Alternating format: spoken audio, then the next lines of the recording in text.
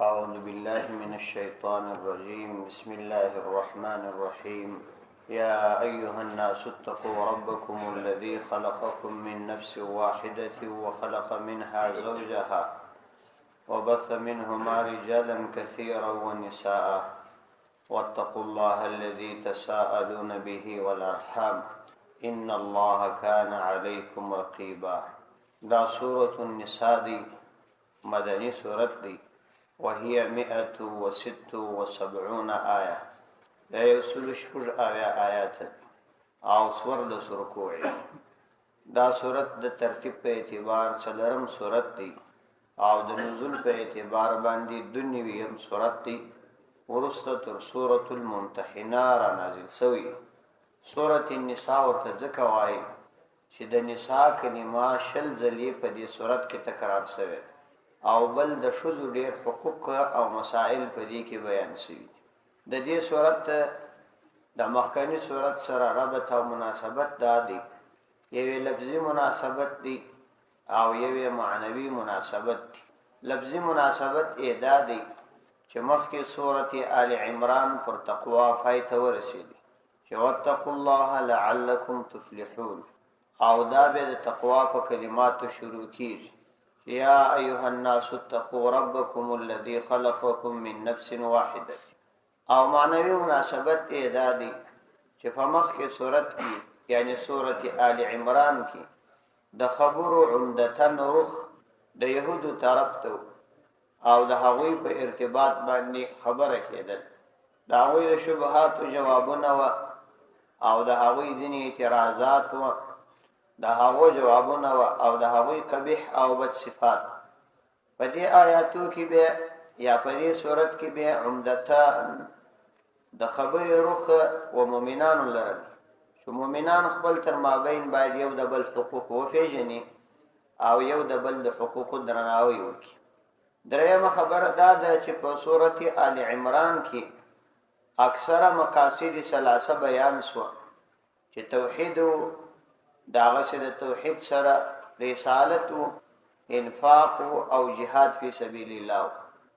دلته بیا تدبیر منزل دی چې تاسو خپل کورنۍ ژوند څنګه برابرولای شئ، یو اسلامی ټولنه څنګه برابرولای شئ. په دې صورت کې د یو اسلامی ټولنې د بنیاد ایښودلو اصول او آداب بیان دي.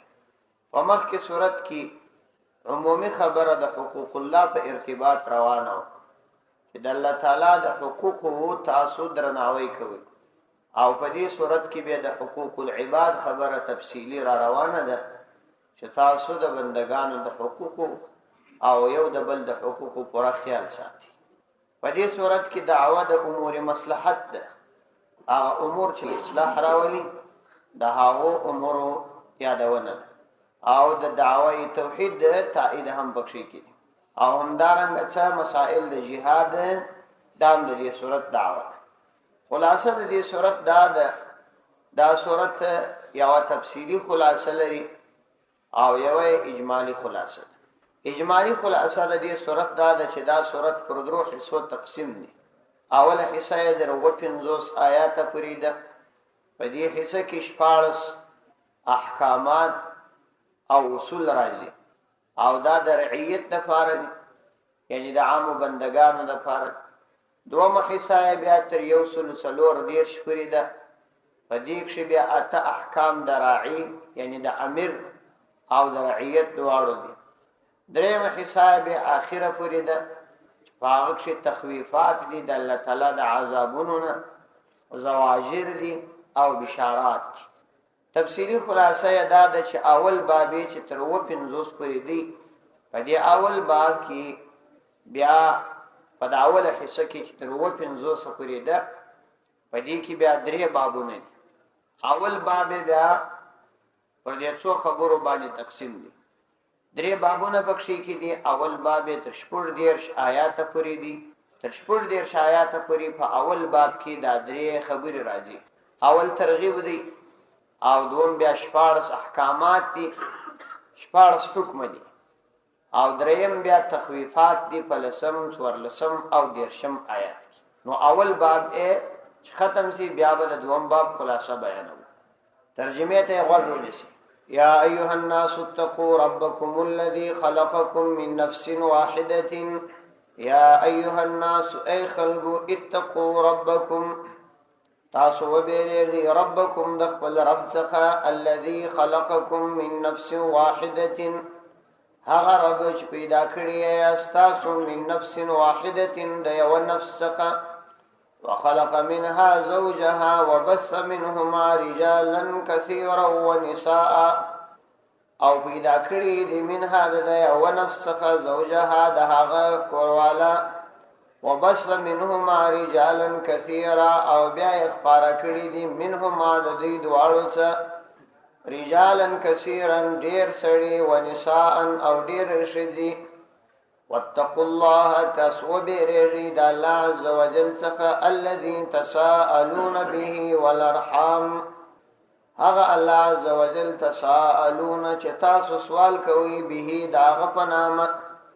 والارحام او وبري د رشتہ داري دوستي څخه ان الله كان عليكم رقيبا یقینا الله عز وجل كان دی عليكم پرتاسبانی رقيبا نگران يا أيها الناس اتقوا ربكم الذي خلقكم من نفس واحدة دا سورة الله تعالی په دې تقوا باندې شروع دا د قران کریم اسلوب او طریقه ده چې د قوانینو د بیانولو سره سره یا مخکې او وروسته د آخرت ترغیب هم بیانې ځکه چې بنیادی شی د احکام د منلو د فار د الله عز وجل بیره ده چې د انسان په زړه کې د خپل رب بیره راغله بیا انسان ټول احکامات منلو ته تیاری او د آخرت بیره راغله نو دا آیات هم د تقوا په ارتباط چون کې را روان ټول صورت د احکام په ارتباط او په اړه دي او دا ځینې داس احکامات په دې صورت کې راځي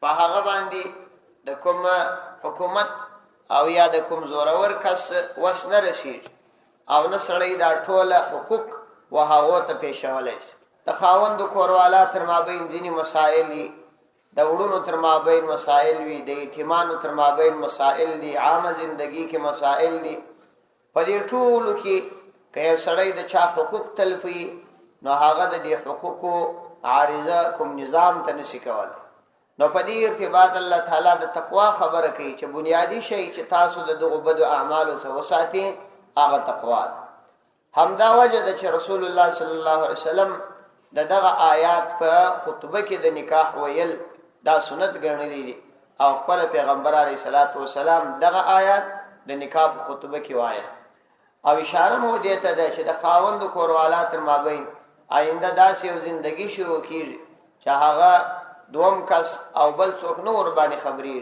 نو یوازې الله عزوجل او د الله تعالی بیره دا هغه شی دی چې خاوند هم د نافرمانی نه راګرځي او کوروالا هم د نافرمانی څخه راګرځي نو د تقوا یادونه ذکر وکړه یا ایها الناس اتقوا ربکم اے خلقو تاسو وبېریږئ د مخالفت څخه ربکم د خپل رب الذي خلقکم اغه رب مو خلقکم چې تاسو یې پیدا کړی یاست دا علت د تقوا د پاره یعنی تاسو د خپل رب څخه وبېریږئ ځکه دلته د رب کلمه استعمال کړل چې الله تعالی لایق هم د دې دی چې تاسو ورڅ وبېریږئ ولی هغه تاسو تربیت کړی دي تاسو پیدا کړی یا تاسو ته رزق درکړي نو الله تعالی د دې لایق هم دی چې تاسو جنې وبېریږئ الذي خلقکم من نفس واحده اغه الله عز وجل چې تاسو پیدا کړی یاست من نفس واحده د یو نفس ځکه د ټول انسانانو اصل هغه آدم علیه السلام دی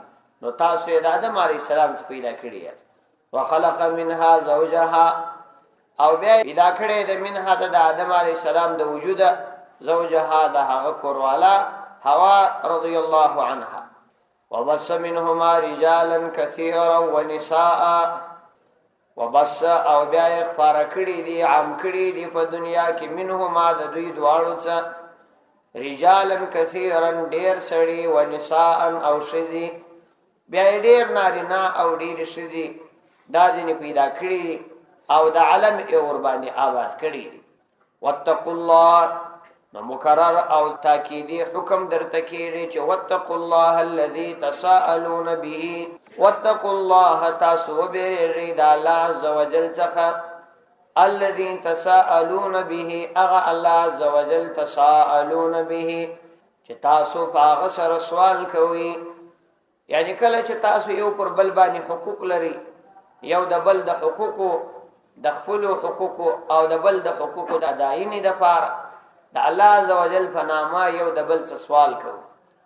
د مثال په توګه کوم پر چا باندې حق باندې وي او یا هغه تاسو سره ظلم کوي، نو تاسو دا ورته وایاست چې د خدای په خاطر باندې یا د خدای وبېرېږه د ازما حق راک، یا هغه ته وایي چې د الله څخه وبېرېږه د پلاني حق ورک.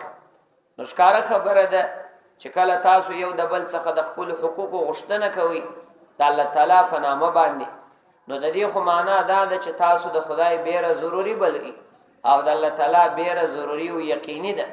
نو لکه نورو ته چې د دې ترغیب ورکوي چې تاسو د خدای څخه وبېرېږئ او د پلاني حق ورکړئ، نو خپل هم د الله عز وجل په احکامو کې په الهیه احکامو کې تاسو پر پابندي کوئ او د غرنګ د الله تعالی د مخالفت څخه بیریږئ.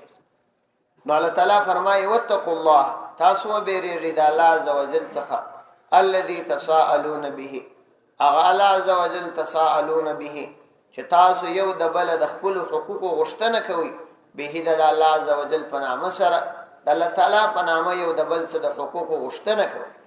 والارحام او خصوصا تاسو ته تاکیداً دا امر کوو چې تاسو وبېرېږئ الارحام د حقوقو څخه د دوستۍ. ارحام د عطف دی پر واتقوا الله باندې، یعنی د الله عز وجل څخه وبېرېږئ. والارحام او د ارحام د مخالفت څخه د نه عمل کولو څخه وبېرېږئ. ارحام دا جمع د رحم ده. رحم دا بچدان ته ویل کیږي په کوم ځای کې چې د کوچنی تولد کیږي او پیدا کیږي. نو واکه اصل د دوستی هغه مرکزی نقطه هم د رحم دی چې یو د بل دوستی پیدا کی، چې یا مثلا پلار دی یا ورور دی یا نور قریبان. نو تاسو د دوستانو سره تعلق او دوستی دا هم پالي، دا مپرېږدئ. په دې آیات کې خصوصا الله تعالی د خپل بندگانو ته د امر وکړي چې تاسو یو د بل سره دوستی پالي او یو د بل سره دښمنی مکوئ. پیغمبر علیه الصلاۃ والسلام د وسیله رحمی په ارتباط باندې انتهایی ډیر تاکید کړي او په دې ارتباط ډیر زیاته یادونه کړې ده. ځینې احادیث مشکات کې دي هغه مارا نقل کړي دي. رسول الله صلی الله علیه وسلم څخه یو حدیث منقول دی. پیغمبر علیه السلام فرمایي من احب يبسط له في رزقه وينسأ له في عسره فليصل رحمه. مشکات در اخستی چې کچيري پتا سو کې څوک دا خوشي چې دا هغه په رزق کې دي پر اخرت او الله تعالی دې د رزق پر اخر ورته راوي وينسأ له في عسره او الله دې په عمر کې برکت رواچي چې عمر یې وژد هم وي او د عافیت او برکات او د خیر د کارو څخه ډک هم وي. نو که څوک پتا سو کې دا خوشي چې دا دوه صفاته پکښ راسي فليصل رحمه، نو د خپل دوستانو سره د تعلق ساتي. د دوستانو سره تعلق ساتل دا ډیر مهم او ضروری دي. چنانچه د آخرت ګټه چې انسان د الله د عذاب نجات پیدا کوي، نو د هغه سره سره په دنیا کې دا دوی ګټي پیغمبر علی السلام بیان. یو دا چې د انسان په رزق کې پر اخر راځي او بل دا چې الله تعالی په عمر کې برکت اچي. نو په عمر کې برکت دا ډیر بهترین نعمت دی چې الله بل بنده ته ورکړي. یو خوږ د عمر دا ډیر بهترین نعمت دی. چنانچه یو حدیث کې راځي ته پیغمبر علیه السلام یو صحابي یو کال بعد وفات شوی او یو صحابي دا هغه یو کال مخکې وفات شوی. یو صحابي دا دواړه په خوب ولیدل. نو هغه صحابي چې یو کال وروسته وفات شوی دا اول جنت ته داخل شو او هغه چې مخکې وفات شوی هغه وروسته جنت ته داخل شو. پیغمبر علیه السلام ته د صحابي د خپل خوب وایي چې ما دغه سي خوب ولیدی چې یو کس ورسته وفات شو خو اول جنت ته داخل شو او یو کس وختي وفات شوی او هغه بیا ورسته جنت ته داخل شو. پیغمبر علیه السلام ورته فرمایل آیا ته فکر نه کوې چې دغه کس چې ورسته وفات شوی دی تر هغه یو کال زیات منځونه کړی دي یو کال زیات روزې نیولې دي، یو کال زیات اذکار او عبادت یې کړي دي، نو دا تر هغه زیات دي. نو عمر چې څومره ډیری، نو په دې کې د الله تعالی د خوا څخه رحمت او د الله تعالی د طرفه برکات. لیکن هو دا په هغه صورت کې چې دغه عمر چې بالابود شي، دا د الله تعالی په نافرمانیو کې تیر نشي. عین د دغه برعکس معامله ده. یعنی که یو سړی یو کال مخکې وفات شي ګناهګاري، یو سړی یو کال بعد وفات شي ګناهګاري، نو دغه ګناهګار به اول د جهنم ته ځي، ځکه چې د ګناهونه په نسبت تر هغه ډیر شوي دي. یو کال د نور ګناهونه کړي دي، نور د الله تعالی نافرمانی کړي. نو په عمر کې برکت انتهایی لوی نعمت دی چې الله تعالی په عمر کې برکت ورواچي، د ګناهو یې راوګرځي، د نیکو صالحو اعمالو توفیق ورکړي، د عافیت معامله ورسره وکړي. دا څومره لوی نعمت دی. او پیغمبر علیه الصلاۃ والسلام چې صادق المصدوق پیغمبر دی، هغه د خپل امت ته د دې طریقه شي، اسباب ورته شي چې د دوستانو سره وسیله رحمی کول. په موږ کې دغه یو مزاج انتهایی ډیر کمزوري دی، د دوستانو پالنه را پکښې پاتې. کله په معمولی خبرو باندې د دوستانو سره تعلق نه ساتي، حالانکه اصلي دوستی داغه د چې سړی تا سره بد وکړي او ته سره وپالي. په عامو حالاتو کې د خوشحالۍ په حالت کې خو هر څوک دوستی پالي، خو چې د خوابدۍ په حالت کې دوستی وپالل کمالدار. بل حدیث کې پیغمبر علیه السلام فرمایي د عبد الله ابن سلام رضی الله عنه کول دی. عبد الله ابن سلام د يهودو ډیر لوی عالم، ډیر انتهایی هوښیار سړی. د وایي چې کله پیغمبر علیه السلام تراغلم، پیغمبر علیه السلام تازه مدینه منورې ته راغلی، یو ځای ناستو په مسجد نبوي کې او یا مسجد قباء کې. وای ما چې کله د پیغمبر علیه السلام مخ ولیدي، زه پوه شوم چې دا درواغجن مخ نه دی، ځکه دا ډیر روښانه او د ایمان علائم پکې ښکاره وه.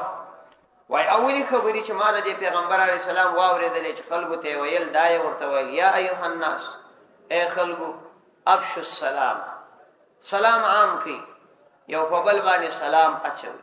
واطعموا الطعام، خلکو ته ډوډۍ ورکوي، فقیرانو غریبانو سره مرسته او کومک کوي.